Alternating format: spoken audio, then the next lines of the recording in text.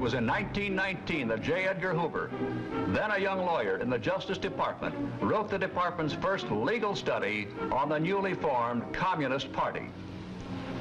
This battle has gone on behind the scenes through all the presidential administrations since 1920.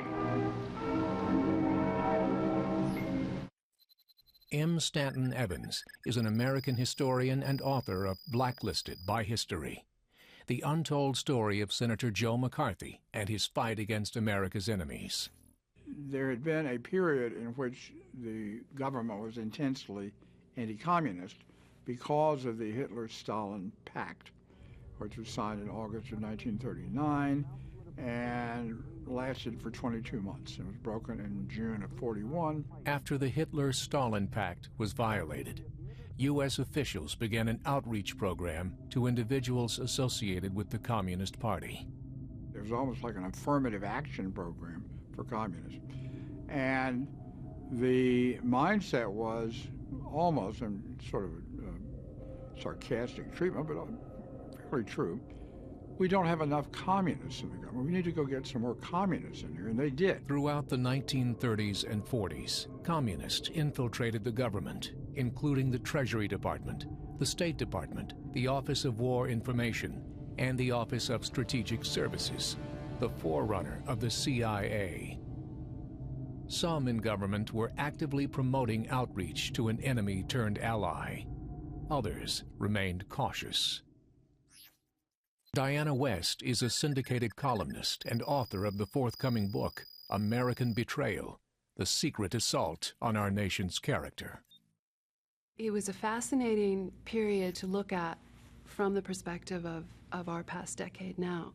You saw some extremely dedicated, determined public officials, congressmen and senators, who took the time and the resources and spent the political capital attempting to find out what was going on. They were convinced that Washington was being penetrated by communist agents, and they were correct. The Soviet Union wasn't even very old. I'm talking about the 1930s. You see the House Un-American Activities Committee opened shop in 1937 with Representative Martin Dies, who was from Texas, a Democrat, friend of Franklin Roosevelt. However, when he started investigating not just fascism, not just Nazism, not just the Japanese espionage, but communism in this country, the iron door from FDR closed. But Dies persevered. He just felt any kind of totalitarian ideology was bad for America. And he was right, and he was a great man. And in a sense, his political progress predated, he was sort of the prequel in a way to Senator McCarthy, who came along more than 10 years later.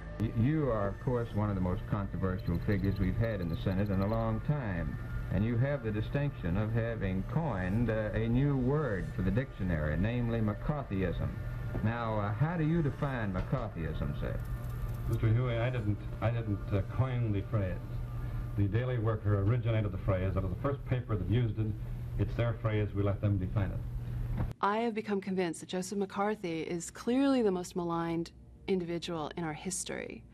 And his investigations were difficult, they were tendentious, but he was right. He found communists in our government, and he was libeled and slandered every step of the way. Perhaps if Senator McCarthy would have been less reckless in his investigations, history would remember him for the infiltration he found, not for the tactics he used.